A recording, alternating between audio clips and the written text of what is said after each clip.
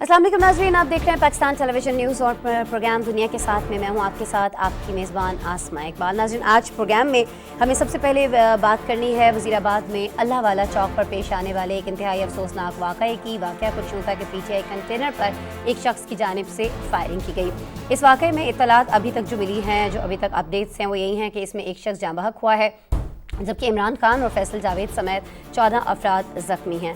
लेकिन डॉक्टर्स ये बता रहे हैं, अस्पताल ज़राए ये बताते हैं कि तमाम ज़ख्मियों की हालत अल्हम्दुलिल्लाह ख़तरे से बाहर है। वज़ीर आज़म पाकिस्तान की बात करें मोहम्मद शहबाज शरीफ की, तो उन्होंने इमरान खान पर फायरिंग के वाक़ये की शदीद मज़म्मत की है। कहना उनका यह है कि सियासत में तशद्दुद की कोई गुंजाइश नहीं है और पंजाब हुकूमत को सिक्योरिटी और तहकीकात में मुकम्मल मुआविनत की यकीन दहानी भी कराई गई है। आपको बताएं कि वफाकी हुकूमत ने पंजाब से वज़ीराबाद वाक़ये की गैर जानिबदाराना और शफाफ तहकीकात का मुतालबा कर दिया है। सूबाई हुकूमत सीनियर अफसरान पर मुश्तमिल एक मुश्तरका तहकीकाती कमेटी तश्कील दे, ये मुतालबा किया गया है वफाक की जानिब से। PTI रहनुमाओं की जानिब से बगैर तहकीक वाक़ये को सियासी मकासद के लिए इस्तेमाल करना काबिल अफसोस और काबिल मज़म्मत है, ये भी कहा गया है।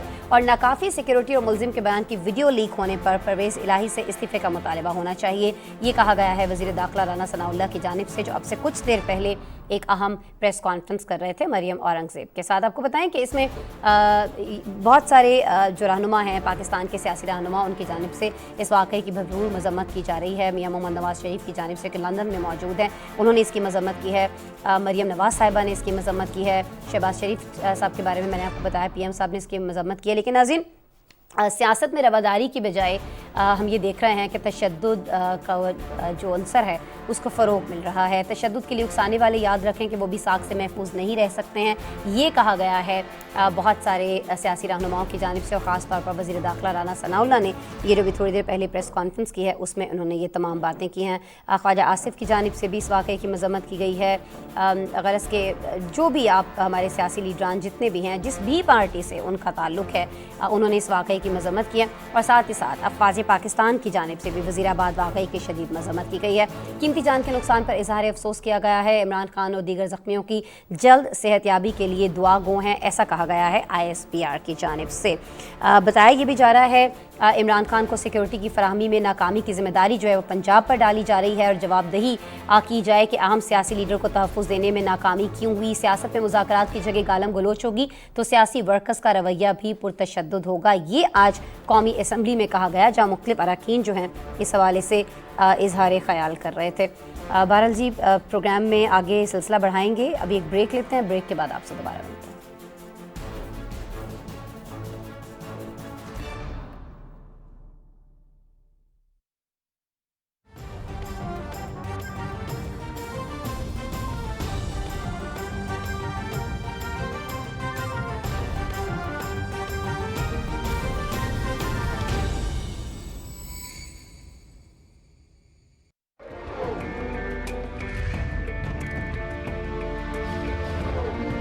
आज़ादी का मतलब बेलगाम हो जाना नहीं है।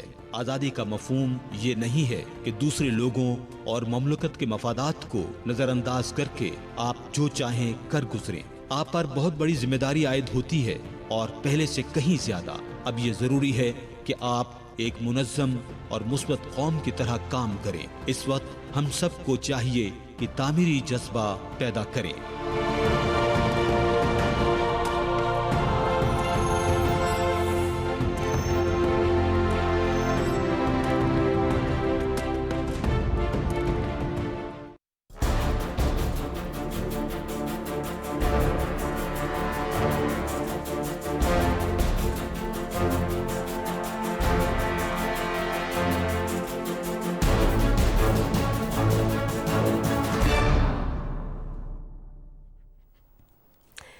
इमरान खान के इस जुलूस के अंदर जो काफ़िला रवां दवां था, उस पर जो अटैक हुआ है, ब्रेक पर जाने से पहले हमने इस हवाले से बात की है। इमरान खान की सेहत के हवाले से, दीगर ज़ख्मियों की सेहत के हवाले से ये बताया जा रहा है कि उन तमाम की जान जो है वो ख़तरे से बाहर है। इस हवाले से जो भी अपडेट्स हमारे पास आती रहेंगी हम आपको आगाह करेंगे। लेकिन आज वज़ीर आज़म पाकिस्तान शहबाज शरीफ ने एक अहम प्रेस कॉन्फ्रेंस करना थी। ये प्रेस कॉन्फ्रेंस जो है ये इस अटैक के बाद मुलतवी कर दी गई है। प्रेस कॉन्फ्रेंस जो थी वो वज़ीर आज़म शहबाज शरीफ के दौरे चीन के हवाले से थी, तो कुछ उसी दौरे पर हम बात कर लेते हैं। आज शहबाज शरीफ ने बताया है जो अहम प्रेस कॉन्फ्रेंस उन्होंने जब कैंसिल करना थी, लेकिन इमरान खान पर फायरिंग के वाक़े की इत्तला मिलते ही प्रेस कॉन्फ्रेंस मुलतवी कर दी गई। लेकिन हमारे पास जो इत्तलात मुख्तलिफ औकात में पहुँचती रही हैं इस दौरे को लेकर, चाहे वज़ीर आज़म शहबाज शरीफ जब चाइना के अंदर मौजूद थे तब भी, चाहे वो जब चाइना नहीं गए थे तब भी, कि उनकी मुलाकातें किन किन से स्कैटल्ड हो रही हैं, किन किन से उनकी मुलाकातें होनी हैं, इन मुलाकातों में क्या क्या चीज़ें डिस्कस हो रही होंगी, वो भी हमने आपको बताया था। और जब ये मुलाकातें हो रही थी और ये चीज़ें जब डिस्कस हो चुकी तो उसकी पाकिस्तान के लिए क्या फ़वाइद, क्या असमरात हैं, इस पर भी कल हमने डिस्कशन की थी। लेकिन आज हमने सोचा कि इस दौरे को लेकर एक राउंड अप बनाया जाए, एक डिटेल्ड रिपोर्ट बनाई जाए जिसमें वज़ीर आज़म की वहाँ पर क्या मसरूफियात रही हैं वो सारी की सारी शामिल की जाएँ। तो हमने एक रिपोर्ट आपके लिए तैयार की है वज़ीर आज़म शहबाज शरीफ के दौरे चीन के हवाले से, आपको दिखाएं।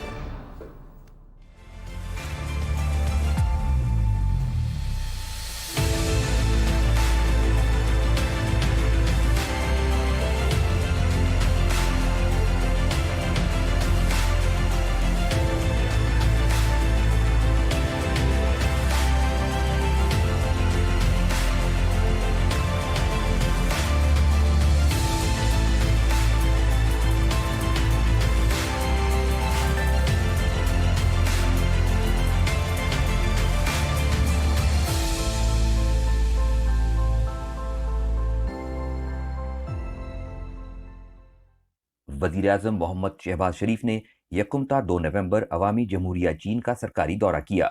बीजिंग पहुंचने पर चीनी हुक्काम ने उनका शानदार इस्तकबाल किया। 11 अप्रैल को वज़ारत उज़्मा का मनसब संभालने के बाद ये वज़ीर-ए-आज़म का चीन का पहला दौरा है, जिसकी दावत उन्हें अपने चीनी हम मनसब ली खचियान ने दी थी। यहाँ ये बात इंतहाई अहम है कि चीन की 20वीं नेशनल कांग्रेस के तारीखी इनकाद और सदर शी जिनपिंग के तीसरी बार जनरल सेक्रेटरी मुंतखब होने के बाद वज़ीर आज़म मोहम्मद शहबाज शरीफ चीन का दौरा करने वाले अव्वलीन रहनुमाओं में शामिल हैं। वज़ीर आज़म शहबाज शरीफ ने चीन में अहम तरीन मसरूफियत बीजिंग के अजीम अवामी हॉल में चीन के सदर शी जिनपिंग से मुलाकात थी। चीन के सदर ने वज़ीर आज़म को यकीन दिलाया है कि उनका मुल्क पायदार इक़्तिसादी तरक्की और जोग्राफियाई इक़्तिसादी मरकज़ के तौर पर अपनी सलाहियत से फ़ायदा उठाने के लिए पाकिस्तान की हिमायत जारी रखेगा। उन्होंने कहा कि गवादर बंदरगाह की तामीर में तेज़ी लाना ज़रूरी है और सीपैक को तेज़ी से आगे बढ़ाने का अज़्म ज़ाहिर किया। सदर शी जिनपिंग ने पाकिस्तान में सैलाब के बाद इमदाद और बहाली की कोशिशों के लिए 50 करोड़ युआन के इजाफी इमदादी पैकेज का ऐलान किया। दोनों रहनुमाओं ने दिफा, तिजारत, सरमायाकारी, ज़राअत, सेहत, तालीम, माहौल दोस्त तवानाई, साइंस और टेक्नोलॉजी और कुदरती आफात से निमटने की तैयारी समेत मुतादिद उमूर में ताउन पर तबादला ख्याल किया। उन्होंने वाज़ेह किया कि चीन पाकिस्तान इक़्तिसादी राहदारी की आला मेयार की तरक्की से दोनों मुल्कों के दो तरफ़ा ताल्लुकात मज़ीद मुस्तहकम होंगे। वज़ीर-ए-आज़म शहबाज शरीफ ने चीनी सरमायाकार कंपनियों के आला नुमाइंदों से मुलाकात के दौरान चीनी कंपनियों को पाकिस्तान आने की दावत दी और शमसी तवानाई से 10,000 मेगावाट बिजली पैदा करने के हुकूमती इक़दाम पर मिलकर काम करने की पेशकश की। चीनी कंपनियों ने कराची साफ पानी मंसूबे समेत दीगर बड़े मंसूबों में सरमायाकारी में गहरी दिलचस्पी का इजहार किया। बीजिंग में वज़ीर-ए-आज़म शहबाज शरीफ ने अपने चीनी हम मनसब ली खचियान से मुलाकात की। अजीम अवामी हॉल आमद पर वज़ीर-ए-आज़म शहबाज शरीफ को गार्ड ऑफ ऑनर पेश किया गया। दोनों रहनुमाओं ने चीन पाकिस्तान इक़्तिसादी राहदारी मंसूबे को तौसीह देने पर इत्तेफाक किया है और दो तरफ़ा ताउन के फ़रोग़ पर भी तबादला ख्याल किया। उन्होंने सीपैक से मुतल्लिक़ मंसूबों की जल्द तकमील पर भी इत्तेफाक किया। मुलाकात के बाद दोनों मुल्कों ने मुख्तलिफ शोबों में ताउन के मुआहिदों पर दस्तखत किए। वज़ीर-ए-आज़म शहबाज शरीफ के 2 रोज़ा दौरे चीन के बाद जारी 47 नकाती मुश्तरका एलामिये में कहा गया है कि पाकिस्तान और चीन की क़यादत ने पाक चीन इक़्तिसादी राहदारी सीपैक और दोनों ममालिक की दोस्ती के ख़िलाफ़ हर तरह के ख़तरात और अज़ाइम को नाकाम बनाने के लिए अपनी हिमायत का अयादा किया। पाकिस्तान और चीन ने दोनों मुल्कों के दरमियान दो तरफ़ा सदाबहार तज़वीराती शराकत दारी का अज़्म दोहराया, जो हर मुश्किल घड़ी में पूरा उतरी है। दोनों मुल्कों ने दिफा, तिजारत, सरमायाकारी, ज़राअत, सेहत, तालीम, माहौल दोस्त तवानाई, साइंस और टेक्नोलॉजी और कुदरती आफात से निमटने की तैयारी समेत मुतादिद उमूर में ताउन पर तबादला ख्याल किया और सीपैक के हवाले से अपने मुश्तरका अज़्म का इजहार किया। دونوں ملکوں نے اس بات پر اتفاق کیا کہ ایک تصویراتی اہمیت کا منصوبہ ہونے کی حیثیت سے دونوں ملک سی پیک فریم ورک کے تحت ML1 کی جلد از جلد تکمیل کے لیے اس کے آغاز کی مشترکہ کوششیں کریں گے۔ انہوں نے کراچی میں ماس ٹرانزٹ منصوبے کی ضرورت کا اعتراف کرتے ہوئے کراچی سرکولر ریلوے کو جلد فعال کرنے کے لیے تمام انتظامات کو حتمی شکل دینے پر بھی اتفاق کیا۔ دونوں ملکوں نے بھارت کے غیر قانونی زیر قبضہ جموں و کشمیر اور افغانستان سمیت خطے سے متعلق مسائل پر بھی تبادلہ خیال کیا، اور چین نے ایک بار پھر زور دیا کہ مسئلہ کشمیر اقوام متحدہ کی سلامتی کونسل کی قراردادوں کے مطابق حل کیا جائے۔ مشترکہ اعلامیے میں کہا گیا ہے کہ موسمیاتی تبدیلی، عالمگیر وباؤں اور بڑھتی ہوئی عدم مساوات جیسے چیلنجوں کے خلاف اقوام متحدہ کے منشور کے اصولوں اور مقاصد کے تحت ریاستوں کے درمیان غیر مشروط تعاون ضروری ہے۔ چین کے ساتھ پاکستان کے منفرد تاریخی تعلقات اور علاقائی امن و استحکام کے لیے مفید دو طرفہ دوستی کا حوالہ دیتے ہوئے وزیراعظم شہباز شریف نے کہا کہ پاکستان اور چین کی دوستی کے حوالے سے پاکستان کی تمام سیاسی جماعتوں کا اتفاق رائے ہے، اور یہ ریاستوں کے مابین تعلقات کا ایک نمونہ ہے۔ فریقین نے گوادر بندرگاہ اور فری زون کے دیگر منصوبوں پر کام کی رفتار تیز کرنے پر بھی اتفاق کیا۔ دونوں ملکوں نے سن 2023 میں پاک چین سیاحتی تبادلے کا سال منانے کے فیصلے کا بھی خیر مقدم کیا۔ انہوں نے شنگھائی تعاون تنظیم کے ڈھانچے کے تحت مزید تعاون اور رابطوں کی اہمیت کو بھی اجاگر کیا۔ فریقین نے عوامی سطح پر رابطوں، سیاسی تعاون اور دونوں ملکوں کے درمیان ثقافتی تبادلوں میں نئی تحریک پیدا کرنے پر اتفاق کیا۔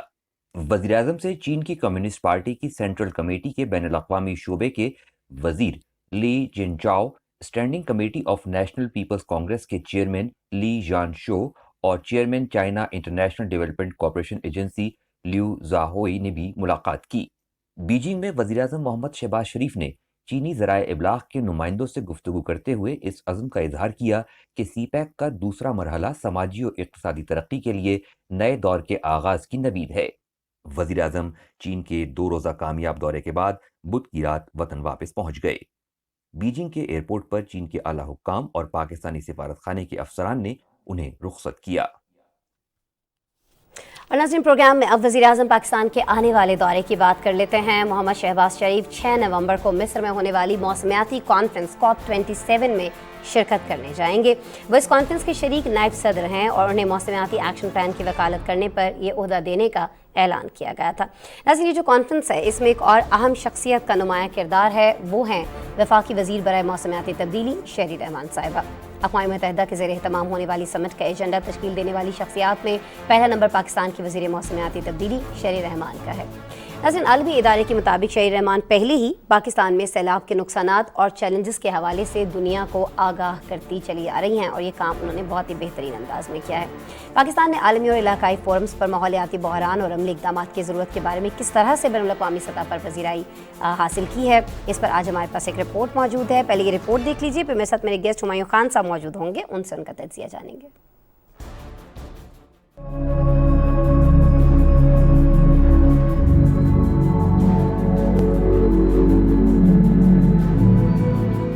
موسمیاتی تبدیلی پر اقوام متحدہ کی 27ویں کانفرنس 6 نومبر سے 18 نومبر تک شرم الشیخ مصر میں ہونے جا رہی ہے۔ وزیر اعظم محمد شہباز شریف اس گول میں اس کانفرنس میں شرکت کریں گے، جنہیں مصر کے صدر اور COP27 کے چیئرپرسن عبدالفاتح السیسی نے کانفرنس کی شریک صدارت کی دعوت دی ہے۔ دوسری جانب اقوام متحدہ کے زیر اہتمام ماحولیاتی تبدیلیوں سے متعلق ہونے والی COP27 سمٹ کا ایجنڈا تشکیل دینے والی شخصیات میں وفاقی وزیر موسمیاتی تبدیلی شہری رحمان سر فہرست ہیں۔ COP27 سمٹ کا ایجنڈا تشکیل دینے والی 9 شخصیات کی فہرست ماحولیات کے عالمی صحافتی ادارے کلائمیٹ ہوم نیوز نے جاری کی۔ ادارے کے مطابق شہری رحمان پہلے ہی پاکستان میں سیلاب کے نقصانات اور چیلنجز کے حوالے سے دنیا کو آگاہ کر رہی ہیں۔ مصر میں ماحولیاتی کانفرنس کے دوران پاکستان سب سے پہلے اپنے مطالبات پیش کرے گا۔ فہرست میں شامل دیگر عالمی شخصیات میں جرمنی کی جینیفر مورگن، امریکی نمائندہ خصوصی برائے ماحولیات جان کیری، چین کے ماحولیاتی ایلچی ژی جینوا، یوگینڈا کی وینیسیا نیکٹ شامل ہیں۔ COP27 میں آلودگی پھیلانے والے ممالک کو موسمیاتی تبدیلیوں سے متاثرہ ممالک کو نقصانات کی ادائیگی کا پابند کیا جائے گا۔ اقوام متحدہ کی حالیہ رپورٹ میں بتایا گیا کہ براعظم یورپ میں گزشتہ 30 برسوں کے دوران موسمی درجہ حرارت میں باقی دنیا کے مقابلے میں دگنی شرح سے اضافہ دیکھا گیا ہے۔ اس خطے میں 1991 سے 2021 کے دوران درجہ حرارت اوسطاً 5 ڈگری سینٹی گریڈ بڑھا۔ اقوام متحدہ کی اس رپورٹ میں بتایا گیا کہ یورپ کے متعدد ممالک نے گرین ہاؤس گیسوں کے اخراج میں کامیابی کے ساتھ کمی کی ہے۔ اس رپورٹ کے مطابق یورپی یونین میں 1990 سے 2020 کے درمیان گرین ہاؤس گیسوں کے اخراج میں 31% کمی واقع ہوئی۔ ادھر برطانیہ میں ہونے والی ایک نئی تحقیق میں یہ بات سامنے آئی ہے کہ ملک کا 1% امیر طبقہ ایک سال میں اتنی آلودگی پھیلانے کا باعث بنتا ہے جتنی 10% غریب ترین آبادی 26 سالوں میں پھیلاتی ہے۔ ایک طرف جہاں امیر طبقہ ماحولیاتی آلودگی کا بڑا ذمہ دار ہے تو وہیں پاکستان سمیت دنیا کے کئی دیگر ترقی پذیر ممالک امیر صنعتی ملکوں کے کاربن اخراج کی وجہ سے موسمیاتی تبدیلیوں سے شدید متاثر ہو رہے ہیں۔ اقوام متحدہ کے ماحولیاتی پروگرام کی ایک حالیہ رپورٹ کے مطابق بین الاقوامی برادری ابھی تک 2015 کے پیرس معاہدے کے اہداف کو حاصل نہیں کر سکی ہے، جس میں عالمی درجہ حرارت میں اضافے کو 1.5 سینٹی گریڈ سے نیچے رکھنے کا وعدہ کیا گیا تھا۔ اب دیکھنا یہ ہے کہ رواں سال بھی امیر ممالک صرف وعدے کرتے ہیں یا اس کانفرنس کا کوئی عملی نتیجہ سامنے آتا ہے۔ کتنے چانسز ہیں کہ جی اس کانفرنس کا کوئی عملی نتیجہ جو ہے وہ سامنے آ رہا ہو؟ ہمایوں خان صاحب سے جاننے کی کوشش کرتے ہیں، سینئر تجزیہ کار ہیں، ویڈیو لنک پر میرے ساتھ موجود ہیں۔ السلام علیکم ہمایوں صاحب۔ جی وعلیکم السلام۔ ہمایوں صاحب بہت شکریہ آپ کے وقت کے لیے۔ اچھا ہمایوں صاحب، یہ 6 نومبر سے مصر میں جو شروع ہونے والی عالمی ماحولیاتی کانفرنس ہے، اس میں پاکستان کے لیے 2 اعزاز ہیں جن کا بھی ہم نے ذکر کیا رپورٹ کے اندر۔ ایک تو یہ تھے پاکستان کے جو وزیر اعظم ہے شہباز شریف، ان کی ماحولیاتی تبدیلیوں کے حوالے سے پرسر آواز پر عالمی ماحولیاتی کانفرنس میں پاکستان کی جانب سے پاکستان جو ہے وہ نائب صدارت کر رہا ہے اس کی۔ اور دوسرا اب یہ ہے کہ شہری رحمان کو کوپ 27 کا ایجنڈا تشکیل دینے والی شخصیات میں سر فہرست رکھا گیا ہے۔ تو کیا سمجھتے ہیں کہ یہ دونوں اہم چیزیں ہونے کے بعد یہ اجلاس پاکستان کے لیے کتنا اہم کردار ادا کر سکتا ہے؟ جی تھینک یو اسما۔ میرا خیال ہے بڑا ہی اہمیت کا حامل یہ ٹرپ ہے کوپ 27۔ جس طرح دنیا کے اندر جو ماحولیاتی تبدیلیاں یا جو موسمیاتی تبدیلیاں ہو رہی ہیں ان کو ایڈریس کرنے کے لیے سب سے بڑا فورم ہے، اور اس فورم کو اگر پاکستان کو ڈپٹی پریزیڈنٹ یا وائس چیئرمین یا جو اس کا نمبر 2 کا جو ہے اس کی صدارت کا اعزاز پاکستان کو ملا ہے، تو اس کی 2 جو ہیں میں کہوں گا کہ ایک تو یہ پاکستان کی فارن پالیسی جو پچھلے چند مہینوں میں تھی اس کا ایک غمازی کرتا ہے، اور دوسرا یہ ہے کہ there is a realization in the world کہ جو ہے climate change is a reality. اس ریالٹی کو ہم نے صرف مل کے with mutual cooperation, interaction with internal external ہر قسم کے جو ہماری باڈیز ہیں ان کے ساتھ مل کے ہم کر سکتے ہیں، اور پھر ہماری جو کلائمیٹ چینج کی منسٹر ہیں شہری رحمان صاحبہ، ان کو اس کا ایجنڈا تشکیل دینے والی کمیٹی کے اندر ڈالنا، اس کی دنیا کی طرف سے ایک ریئلائزیشن ہے کہ جو پاکستان کی ریسنٹ فلڈز آئے ہیں اس میں جتنا بڑا نقصان پاکستان کو ہوا ہے، اس ملک کو اس ریپرزنٹیشن کا حصہ بنانا جو دنیا کا سب سے بڑا فورم ہے جہاں پہ کلائمیٹ چینج کو ایڈریس کرنے کی جو کوششیں کی جا رہی ہیں، اب اس کا نتیجہ کتنا نکلتا ہے یہ تو پوری دنیا کے کلیکٹیو وزڈم ہے۔ اس میں ہم یہ نہیں کہہ سکتے کہ کیونکہ ہم نے جو ہے نا کیوٹو پروٹوکول جو ہے وہ ہم نے دیکھا، اس کے بعد پیرس ایگریمنٹ ہم نے دیکھا، اب ہم کوپ 27 دیکھ رہے ہیں۔ ہم نے کوپ 26 کے اندر جو ہے کچھ چیزیں ہم نے کوشش کی تھی، لیکن دیکھیں آپ دنیا کے تقریباً 200 ممالک کو اکٹھا کر کے ایک چیز کے اوپر کرنا بہت بہت بہت بہت بڑا مشکل کام ہے۔ تو اس سینس میں میرا خیال ہے کہ پاکستان کی فارن پالیسی کی بہت بڑی سکسیس ہے کہ پاکستان اپنا کیس بلڈ کر کے اس میں آئے گا، لیکن اگر یہ ایکسپیکٹ کرنا کہ ساری چیزیں ہماری حل ہو جائیں گی، ہماری نہیں بلکہ دنیا کی کلائمیٹ چینج کی چیزیں حل ہو جائیں گی، it's a big task to ask. اچھا آپ نے کہا کہ پاکستان جو ایکسپیکٹ کر رہا ہے، تو پہلے میں چاہوں گی کہ ذرا ہم اس پہ بھی بات کریں کہ ہماری ایکسپیکٹیشنز ہیں کیا آخر امیر ممالک سے، خاص طور پر موسمیاتی تبدیلیوں کو لے کر؟ دیکھیں ہماری 2 یا 3 ایکسپیکٹیشن ہے۔ یو این کے سیکرٹری جنرل جب پاکستان میں آئے تو انہوں نے بات کی کہ جو پاکستان کا کاربن ایمیشن ہے وہ لیس دین 0.8% ہے اور شاید اس سے بھی کم ہے، لیکن جو ہمیں اس کا نقصان بھگتنا پڑا ہے، ورلڈ بینک کی رپورٹ، IMF کی رپورٹ، انٹرنیشنل مانیٹری انسٹیٹیوشن کی رپورٹ، وہ یہ کہتی ہیں کہ پاکستان کو تقریباً جو ہے 30 سے 40 بلین ڈالر کا امیڈیٹ جو ہے وہ نقصان ہوا، and then in order to rehabilitate جو پاکستان کے جو لوگ ہیں وہ ہمیں 18 سے 20 بلین ڈالر چاہیے. It's a huge task for a developing country جو کہ اکانومی کے بہت سارے مسائل سے دوچار ہے. تو پہلا تو ہمارا ٹاسک یہ ہوگا کہ ہمیں جو ہے اور جو یو این کے سیکرٹری جنرل نے کہا کہ کلائمیٹ کمپنسیشن کے لیے کچھ نہ کچھ. پھر ہمارا پیرس ایگریمنٹ ہے, پیرس کلب ہے جس میں پاکستان کے بہت سارے قرضہ جات ہیں جو کہ پاکستان پہ واجب ہے, جو ہم نے پچھلے سالوں میں لی ہیں. ان کو ادا کرنے کے لیے ہمیں یا تو ریلیکسیشن دی جائے, اور یا جس طرح ہماری برٹش جو ہیں ایم پی ہیں جنہوں نے کہا کہ یہ ان کے معاف کر دینے چاہیے, اللہ کرے کہ کسی طرح ہم اس طرف چلے جائیں, لیکن اگر نہیں بھی کریں تو اس کو ری اسکیجولنگ کی طرف لے جائیں. تو یہ دو سب سے بڑی ہوں گی. اور تیسرا یہ ہے کہ ہماری فوڈ سیکیورٹی, انرجی سیکیورٹی, دنیا اس وقت روس کی رشین انویژن ان یوکرین جو ہے اس سے بھی نکلا نہیں ہے. تو we need to get to world جس میں ہمیں جو ہے نا انٹرنیشنل جسٹس, لا اور ان سب چیزوں کو دیکھتے ہوئے ہم نے یہ کرنا ہے کہ انفلیشن کو کیسے قابو رکھیں. پاکستان کی 220 ملین کی جو 220 یا 230 ملین ڈیپینڈ کرتا ہے کہ آپ کس سے بات کر رہے ہیں, ان کو کیسے اگلے آنے والے دنوں ہم نے کھانا مہیا کرنا ہے, پانی کے مسائل ہیں, سیوریج کے مسائل ہیں. اب تو ان ساری تو یہ 4-5 چیزیں جو ہوں گی جو پاکستان کی فارن پالیسی آبجیکٹو ہوں گے کہ ہاؤ ٹو بینیفٹ. پتہ نہیں کیوں ایسا فیل آتا ہے ابھی جب آپ بات کر رہے ہیں تو اس سے بھی کچھ ایسا ہی محسوس ہو رہا ہے کہ جیسے پاکستان جو ہے اس سارے معاملے پر مدد چاہ رہا ہے, لیکن وہ ساری کی ساری مدد یا تو وہ یہ ہے کہ قرضوں میں ریلیف دیا جائے, یا پھر یہ ہے کہ وہ مدد اتنی زیادہ کی جائے کہ ہمارے جو لوگ متاثر ہوئے ہیں ہم ان تک ریلیف ان کو پہنچا سکیں کسی طور, اور آئندہ کے لیے بھی کچھ نہ کچھ ایسے مالی صورت میں کچھ نہ کچھ پاکستان کی مدد جو ہے وہ جاری رکھی جائے. اس موسمیاتی تبدیلی کو روکنے کے لیے جو ممالک اس کی وجہ بن رہے ہیں وہ کیا کریں, اس کو لے کر پاکستان کے پاس کیا تجاویز ہے؟ خاص طور پر شہری رحمان صاحبہ نے جو یہ ان کو یہ جو اعزاز ملا ہے اس کی بھی تو کوئی وجہ ہوگی نا, کوئی تجاویز انہوں نے دی ہوں گی. صرف یہی تو نہیں ہے ہمارا نقصان ہو گیا آپ ہمیں پیسے دے دیں جی ٹھیک ہو گیا جی, پھر 1-2 سال کے بعد سیلاب آ جائے پھر ہم پیسے لینے کے لیے لائن میں لگ جائیں. تو کچھ اور بھی تو چیزیں ہونی چاہیے ہمایوں صاحب. میرا خیال ہے کہ اس میں ہمیں دنیا کو مختلف ممالک کو اگر دیکھا جائے جس میں یونائٹڈ اسٹیٹس آف امریکہ ہے, چائنا ہے, اینڈ دین یورپ, اور یورپ کے اندر اگر ہمیں دیکھا جائے تو اس وقت جو جرمنی ہے اس نے سب سے زیادہ ہیلپ کی ہے پاکستان کی. یورپین یونین کا ایک سب سے بڑا اور طاقتور ملک ہے, اور جرمنی جو ہے ہر موقع پہ جو ہے کلائمیٹ چینج کے اندر بھی اس کی بہت زیادہ کنٹریبیوشن ہے.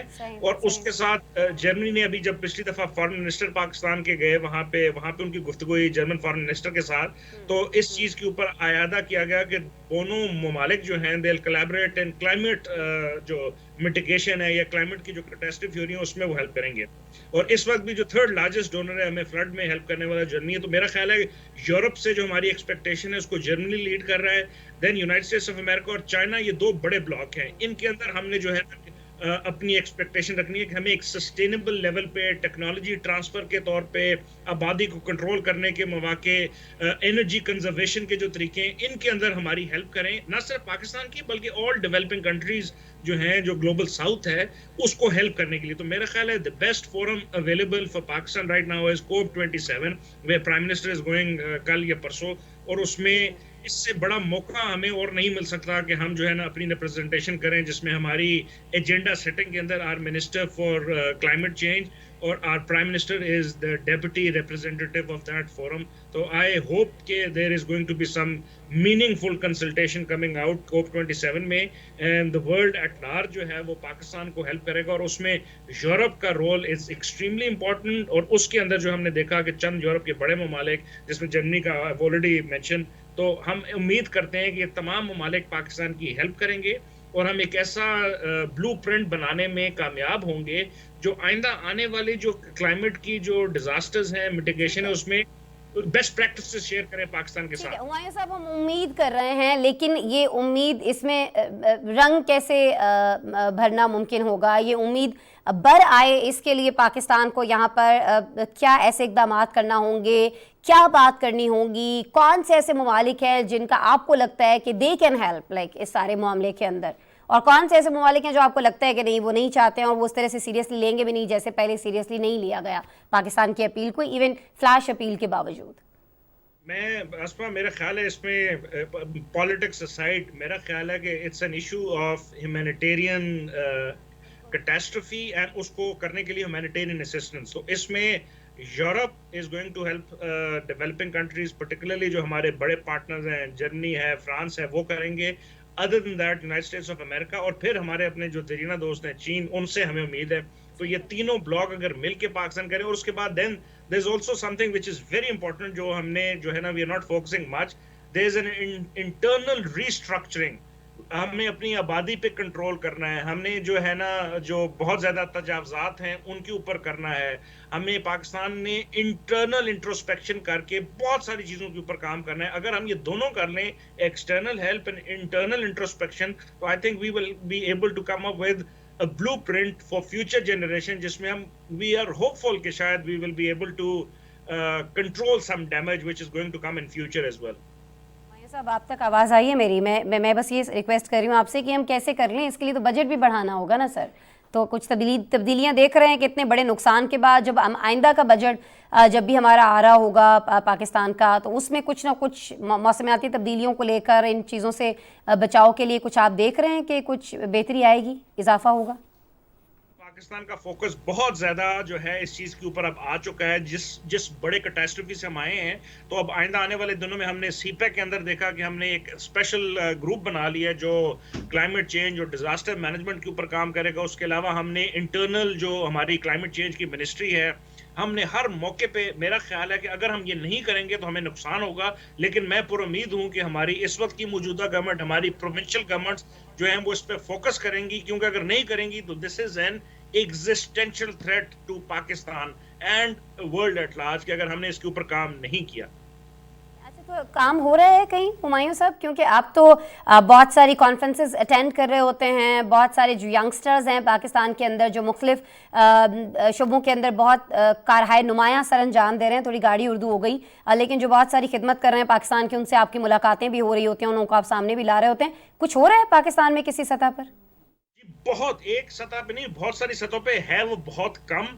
लेकिन ये क्योंकि पाकिस्तान, जिसने देखें हम डेवलपिंग कंट्रीज के अंदर हमारे मसाइल बहुत ज्यादा थे, हमारे इंफ्रास्ट्रक्चर के थे, हमारे जमहूरियत के मसाइल थे, हमारी डेवलपमेंट के मसाइल थे, हमारी इकोनॉमी के मसाइल थे।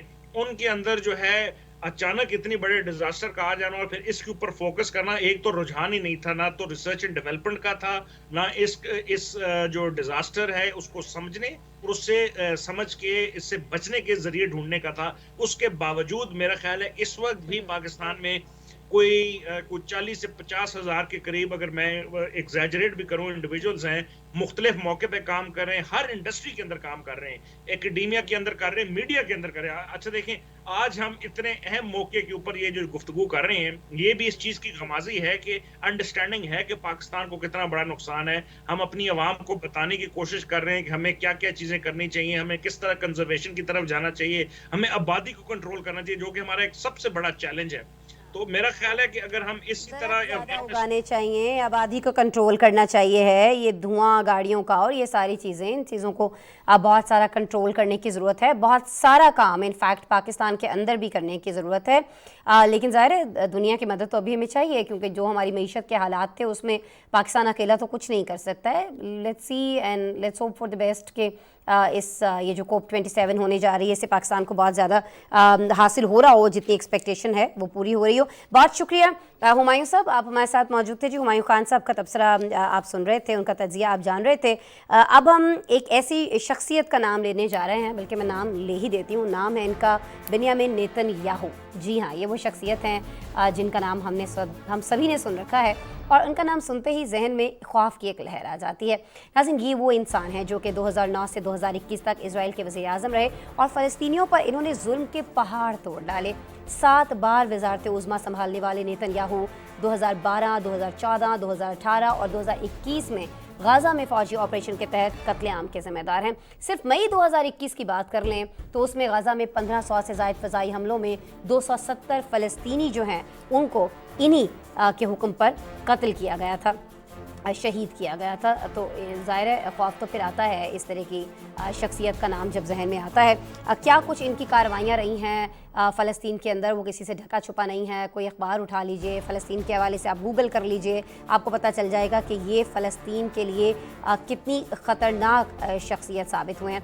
लेकिन अभी मुझे आपको ये बताना है कि नेतन्याहू के दौरे इक़्तिदार में मजमूई तौर पर मगरबी किनारे में 3500 से ज़ायद फ़लस्तीनियों को शहीद किया गया था, जिसमें बच्चे और ख़वातीन भी शामिल थे। यानी ये वो शख्सियत हैं जो बच्चों पर और ख़वातीन पर भी रहम नहीं करते थे। साबिक़ वज़ीर आज़म पर करप्शन समेत दीगर कई इल्ज़ामात भी हैं और इसी बुनियाद पर गुज़श्ता साल उनके इक़्तिदार का खात्मा भी हुआ था। लेकिन अब एक बार फिर नाज़रीन नेतन्याहू के इक़्तिदार में आने की राह हमवार होती दिखाई दे रही है। सियासी अदल इस्तेहकाम के शिकार इजराइल में 4 साल से भी कम अरसे में 5वीं बार होने वाले इंतखाबात में नेतन्याहू और इंतहा पसंद दाएं बाजू के इत्तेहाद को 120 नशिस्तों में से 65 नशिस्तें मिलने का इम्कान है।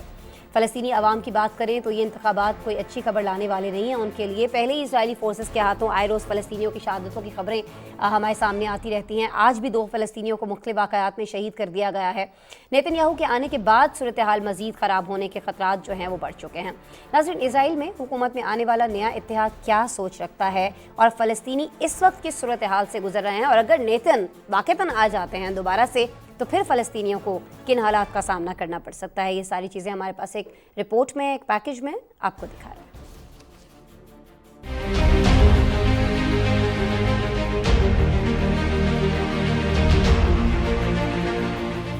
इसराइल में फ़लस्तीनियों के लिए दहशत की अलामत समझे जाने वाले बिन्यामीन नेतन्याहू के हुकूमत में आने के इम्कानात वाज़ेह हो गए। सियासी अदम इस्तेहकाम के शिकार मुल्क में गुज़िश्ता 4 सालों से भी कम अरसे में 5वीं बार आम इंतखाबात हुए हैं। 90% वोटों की गिनती के बाद नेतन्याहू की लिकुडिक पार्टी और इंतहाई दाएं बाजू का इत्तेहाद मिलकर 120 में से 65 नशिस्तें हासिल करने के लिए पुरुमीद है। साबिक़ वज़ीर आज़म बिन्यामीन नेतन्याहू दाएं बाजू के पुराने सियासतदानों में से एक हैं। नेतन्याहू 2009 से 2021 तक इसराइल के वज़ीर आज़म रह चुके हैं और उनके इक़्तिदार का खात्मा गुज़श्ता बरस जून में 8 जमाती इत्तेहाद ने किया था, जिसके बाद नफ्ताली बेनेट वज़ीर आज़म बन गए थे। बिन्यामीन नेतन्याहू इसराइल के सबसे मुतनाज़े सियासतदान हैं जो कि बैनुल-अक़वामी क़वानीन को ना मानते हुए इसराइल फ़लस्तीन तनाज़े के हल के तौर पर गज़ा की पट्टी और मगरबी किनारे में एक फ़लस्तीनी रियासत के क़याम के खुले मुखालिफ और मगरबी किनारे पर यहूदी बस्तियों के क़याम के ज़बरदस्त हिमायती हैं। नेतन्याहू खुद तो इंतहा पसंद हैं ही, लेकिन इक़्तिदार में आने के लिए उन्होंने जिनके साथ इत्तेहाद किया है वो फ़लस्तीनियों से नफरत और अरब मुखालिफ तकारीर की वजह से मशहूर हैं। इंतहाई दाएं बाजू के रहनुमा अतमर बिन गुवेर खुलेआम फ़लस्तीनियों पर गोलियां चलाने समेत फ़लस्तीनियों के खिलाफ मज़ीद ताकत के इस्तेमाल के अपने मुतालबे का इआदा करते आए हैं। नेतन्याहू की ऐसे इत्तेहाद के साथ इक़्तिदार में वापसी फ़लस्तीनियों पर बरसों से जारी तशद्दुद के मोहलिक दौर को लौटा सकती है। 2009 से 2021 के दरमियान नेतन्याहू के दौरे इक़्तिदार में मगरबी किनारे में 3500 से ज़ायद फ़लस्तीनियों को शहीद किया गया था। मगरबी किनारे और गज़ा की पट्टी में फ़लस्तीनी हुकाम का कहना है कि इसमें कोई शक नहीं कि इस तरह के इत्तेहाद के नतीजे में फ़लस्तीनी अवाम के खिलाफ नस्ल परस्ताना रवैये में इजाफा होगा और कब्जे के इक़दामात मज़ीद सख्त हो जाएंगे। हुकाम ने खबरदार किया है कि इसराइली इंतखाबात के नताइज का मतलब मज़ीद मुमकिना तशद्दुद है। इसराइल आलमी क़वानीन की खिलाफ वर्जियाँ करता आया है, लेकिन ताकतवर ममालिक अपने मफादात की खातिर न सिर्फ इसे नज़रअंदाज करते हैं बल्कि फ़लस्तीनियों पर होने वाले मज़ालिम में अरबों डॉलर के हथियार फराहम करके इस जुल्म में हिस्सेदार हैं। इंसानी हुकूक के माहिरीन का कहना है कि इसराइल में बढ़ती नस्ल परस्त सोच और फ़लस्तीनियों से नफरत करने वाली हुकूमत के आने से फ़लस्तीनी अवाम को जंग, तबाही, कत्लो गारतगरी, खून रेजी, घरों को मुनहदिम करने, जमीनों की बर्बादी और फ़लस्तीनी अवाम की कीमत पर मजीद यहूदी बस्तियों की तामीर के सिवा कुछ नहीं मिलेगा। नाज़रीन, इस रिपोर्ट से पहले हम कुछ मौसमियाती तब्दीलियों के हवाले से बात कर रहे थे। हम सभी जानते हैं कि दुनिया पहले ही मौसमियाती तब्दीलियों, रूस यूक्रेन जंग और दीगर तनाज़ात के बायस खुराक, तवानाई, बढ़ती महंगाई से दोचार है। लेकिन इन चैलेंजेस से निमटने के बजाय एक मुल्क ऐसा है नाज़रीन जो बदस्तूर अपने मिसाइल के तजुर्बात में मसरूफ़ दिखाई देता है। जी हाँ, हम बात कर रहे हैं शुमाली कोरिया की, जिसने 2 रोज़ में मज़ीद मिसाइल तजुर्बात किए हैं और उनकी तादाद 25 के करीब बताई जा रही है, जिनमें छोटे और तवील फासले तक मार करने वाले तमाम ही तकरीबन मिसाइल शामिल हैं। प्यांगयांग के इन मिसाइल तजुर्बात से वस्ती और शुमाली जो जापान है उसमें खौफ व हरास फैल चुका है। खतरे के सायरन बजते ही शहरियों को भी महफूज मकामात की जानिब भागना पड़ा। कुछ मनाजिर हम आपको दिखाएंगे भी। ये वो लोग थे जो अपने रूटीन में अपने कामकाज में मसरूफ़ थे। पहले हुकाम ने बताया कि एक मिसाइल जापान के ऊपर से गुजरा है, लेकिन फिर वज़ीर दिफा ने वजाहत दे दी कि इस मिसाइल के जापान के समंदर पर परवास के शवाहिद नहीं मिले हैं। खबर एजेंसी ने रिपोर्ट ये भी किया कि गुज़िश्ता रोज़ भी प्यांगयांग ने तजुर्बाती तौर पर फायर किया गया एक जो मिसाइल था वो जनूबी कोरिया की हुदूद में गिरा था। लेकिन आलमी पाबंदियों के बावजूद शुमाली कोरिया कितने मिसाइल तजुर्बात कर चुका है, इसकी वजूहात क्यों हैं, क्या हैं, क्यों आलमी पाबंदियों के बावजूद खतरनाक हथियारों के तजुर्बात अभी तक के जारी रखे हुए, इसे रोकने वाला क्या कोई नहीं है, ये सारी चीज़ें इस रिपोर्ट में।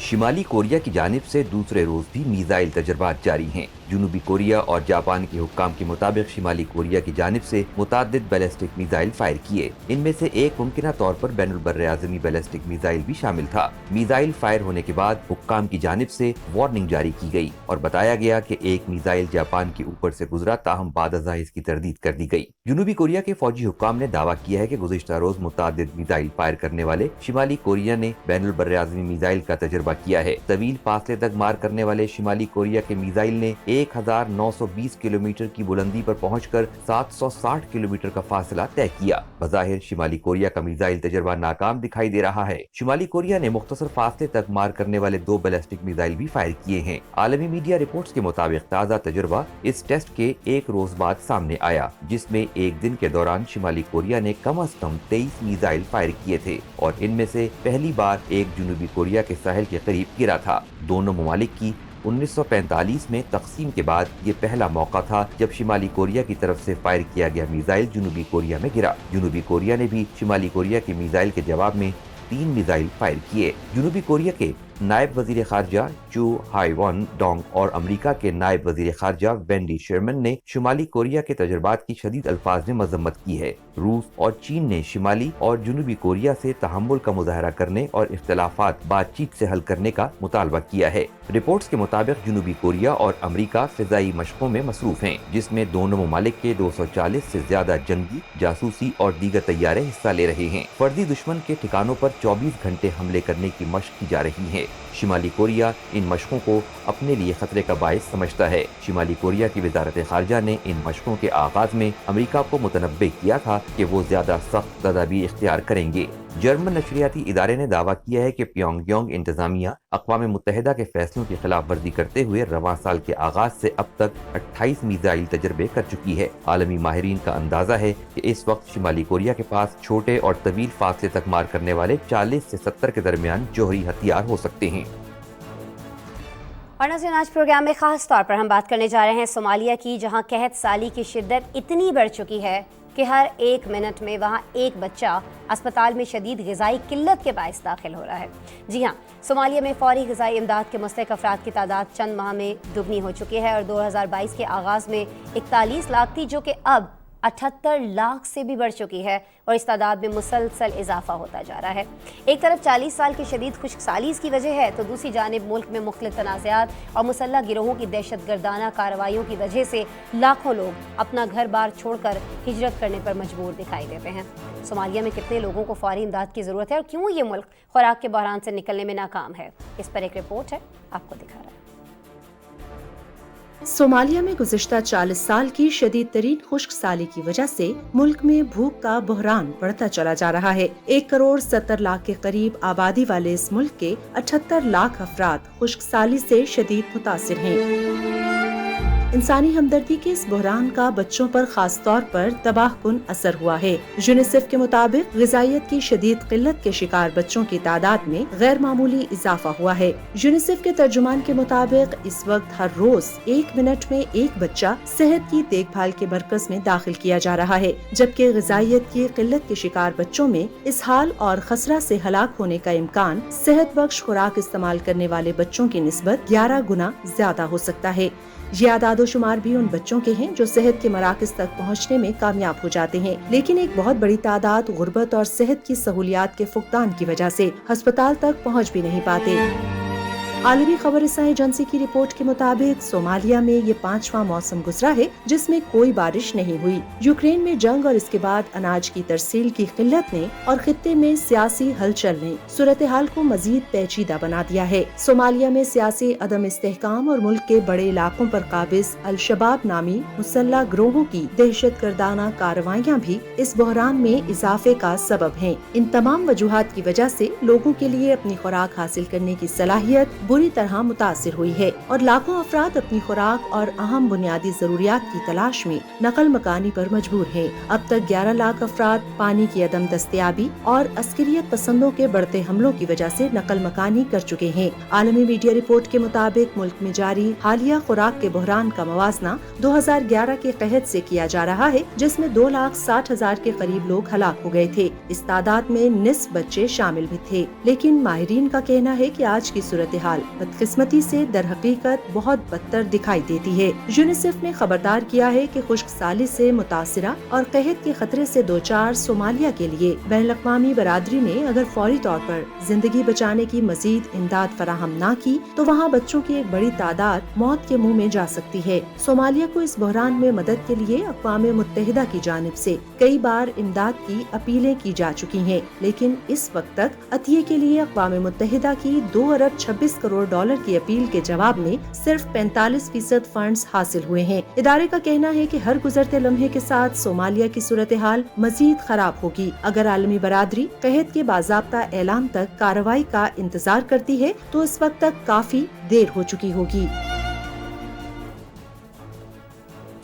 ناظرین، رپورٹ آپ نے دیکھی، اس کے ساتھ ہی آج کے پروگرام میں اتنا ہی۔ منڈے کو آپ سے دوبارہ ملاقات ہو رہی ہوگی۔ اپنا بہت سارا خیال رکھیے گا اور جاتے جاتے ہمارا اسپیشل سیگمنٹ چلتے چلتے ضرور دیکھیے گا۔ الحمدللہ۔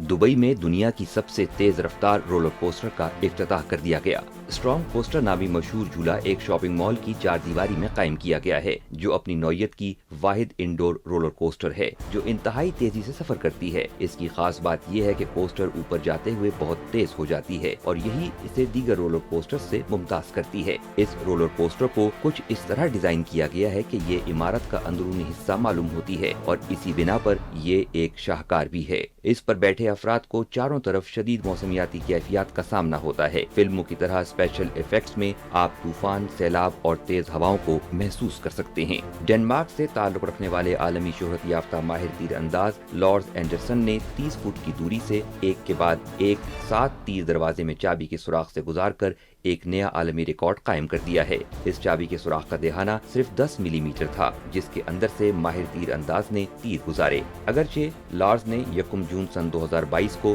اس ریکارڈ کا مظاہرہ کیا تھا، لیکن اب grains book of world record نے اس کی تصدیق کی ہے۔ ماہر تیر انداز نے اس کی ویڈیو بھی بنائی جس میں انہیں تیر مارتے دیکھا جا سکتا ہے۔ یہ ویڈیو نہایت مقبول ہوئی اور انہی وجوہات کی وجہ سے انہیں دنیا کا تیز ترین تیر انداز بھی کہا گیا۔ برطانیہ میں ایک شخص نے 84 سال بعد لائبریری سے لی گئی کتاب واپس جمع کروا دی۔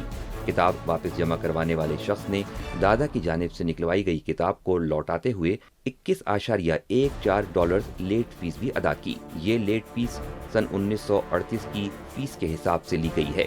کتاب واپس کرنے والے شخص کا کہنا تھا کہ انہیں یہ کتاب حال ہی میں فوت ہونے والی اپنی والدہ کے سامان میں ملی۔ انہیں معلوم ہوا کہ یہ لائبریری سے حاصل کی گئی تھی جسے اب تک لوٹایا نہیں گیا، تو انہوں نے کتاب لائبریری کو واپس لوٹانے کی ٹھانی۔ مصر کے سیکیورٹی حکام نے قاہرہ انٹرنیشنل ایئرپورٹ پر غیر ملکی کرنسی اسمگل کرنے کی انوکھی کوشش ناکام بنا دی ہے۔ قاہرہ سے بیرون ملک سفر کرنے والے ایک شخص نے فروزن چکن کے اندر رکھ کر پیسے اسمگل کرنے کی کوشش کی تھی۔ قاہرہ ایئرپورٹ کے حکام نے فروزن چکن کے اندر سے 1,43,000 امریکی ڈالر اور 91,000 سے زیادہ یورو ضبط کیے ہیں۔ سامان کی تلاش لینے پر یہ غیر ملکی کرنسی برآمد ہونے پر مشتبہ مسافر نے اعتراف کیا کہ یہ رقم اسی کی ہے۔ قانونی کارروائی مکمل کر کے مسافر کو پبلک پروسیکیوشن کے حوالے کر دیا گیا ہے۔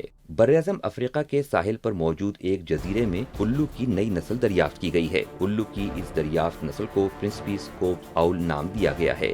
براعظم کے مغرب میں خلیج گنی کے پرنسپی نامی جزیرے میں یہ پایا گیا ہے۔ میڈیا رپورٹس کے مطابق اس کو پہلی بار سائنسدانوں نے سن 2016 میں دیکھا تھا، لیکن اس کی موجودگی کے حوالے سے شکوک و شبہات سن 1998 میں شروع ہو گئے تھے، جبکہ مقامی لوگوں کی شہادتوں کا سلسلہ سن 1928 سے جاری ہے۔ محققین کے مطابق پیلی آنکھیں رکھنے والے ان الوؤں کو جنگل میں پہچاننے کا سب سے آسان طریقہ اس کی منفرد آواز ہے۔ اس کی آواز وہ بنیادی اشارہ تھی جو اس کی دریافت کا سبب بنی۔